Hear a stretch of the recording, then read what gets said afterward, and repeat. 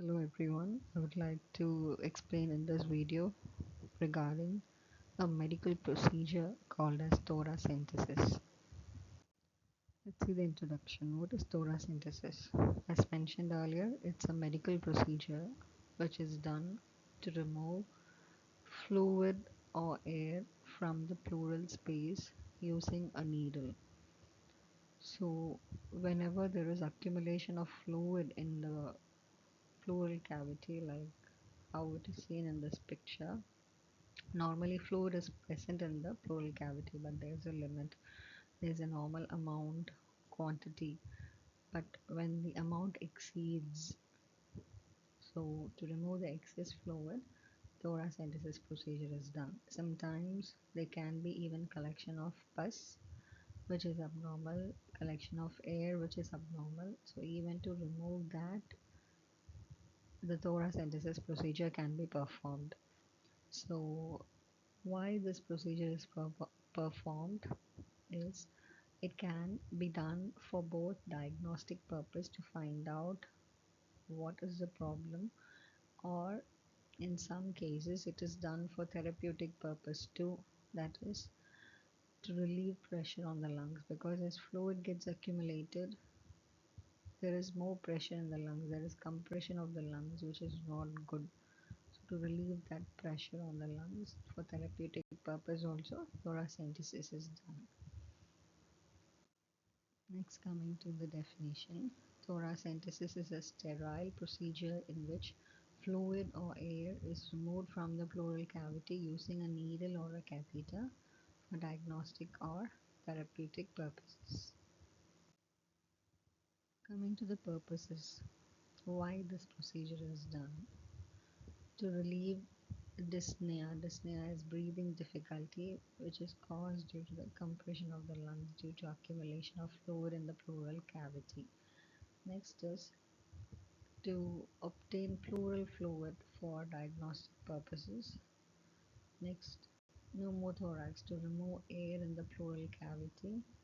And as mentioned earlier, to reduce the lung compression and improve ventilation and breathing. For whom this procedure has to be done? Let's see the indications. So, pleural effusion, pneumothorax, air in the pleural cavity, empyema, collection of pus in the pleural cavity, hemothorax, collection of blood in the pleural cavity. So in all these cases, thoracentesis can be done.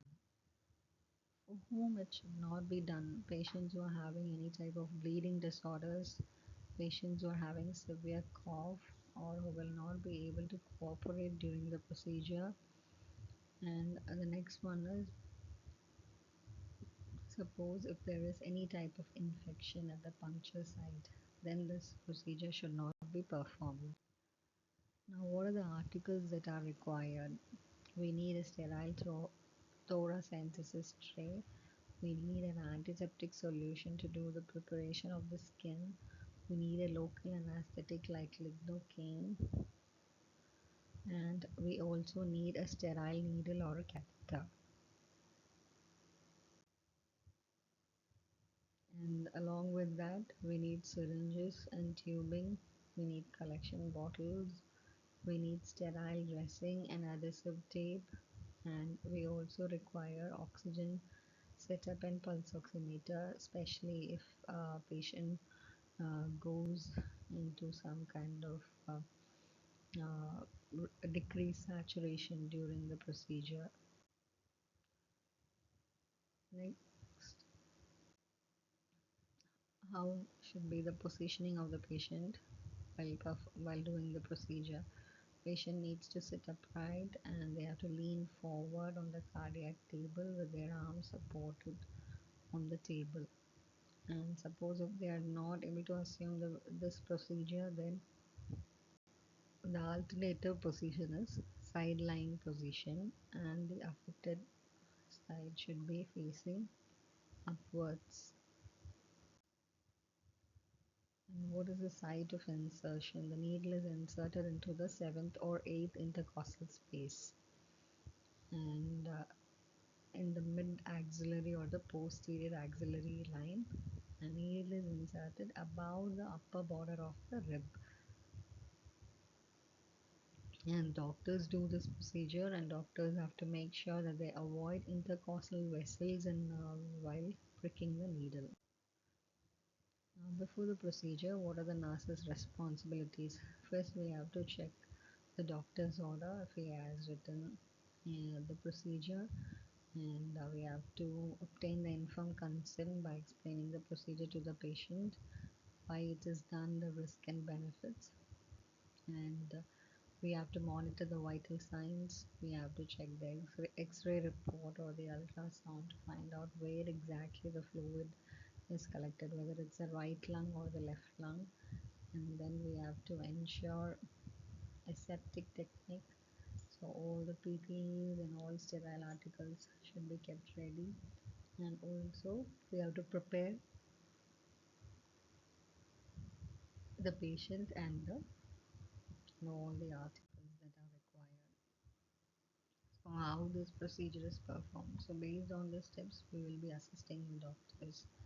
So first, hand hygiene, washing hands, wear the sterile gloves. We have to clean the skin where the needle is going to be inserted. We have to apply sterile draping, and local anesthesia will be given, for which we have to ask the doctor like how much ml of lignocaine is required. So based on that, we have to prepare it and give it to the doctor. And then we have to give the needle to the doctor, and should be inserted above the rib border. Then the doctor slowly aspirates the fluid once the needle is in place. And this thing we have to remember that the maximum fluid that can be removed during one time of the procedure is 1 to 1.5 liters. So once the required amount is collected, then the needle has to be removed and the sterile firm dressing needs to be applied. That is about the procedure. Next, what is the responsibilities during the post procedure? After the procedure, nurses need to monitor vital signs, observe the breathing pattern, check for any type of side effects, check for any type of abnormal breath sounds, watch if the patient is having any chest pain or dyspnea, check the puncture site, and encourage deep breathing exercises, and assist with the chest x-ray if it is ordered. Coming to complications, it can lead to pneumothorax, accumulation of air in the lungs during the procedure. If it's not done properly, there is risk of bleeding, and if proper aseptic techniques is not followed, there can be chances of infection. And it can also lead to re-expansion pulmonary edema and pain or excessive coughing, and vasovagal reaction where it can lead to fainting episodes. Then the nurse's responsibilities is reassure the patient that everything is going to be all right soon, and maintaining strict aseptic techniques and proper positioning is very important. Continuous monitoring before, during, and after the procedure. And after the procedure, early detection of complications is very important, and accurate documentation is also a major responsibility. Date, mentioning the date when it was done, who has done the procedure, how much fluid was collected, how was the patient's reaction, and whether the sample is sent to the lab for investigation, or and any type of side effects or complications observed. All these needs to be mentioned with the signature of the nurse who is performing the procedure. So I would like to conclude by saying thoracentesis is a common and very important procedure, and the nurses play a very important role before, during, and after the procedure, and proper care It reduces complications and improves patients' prognosis. Thank you all. See you in the next video.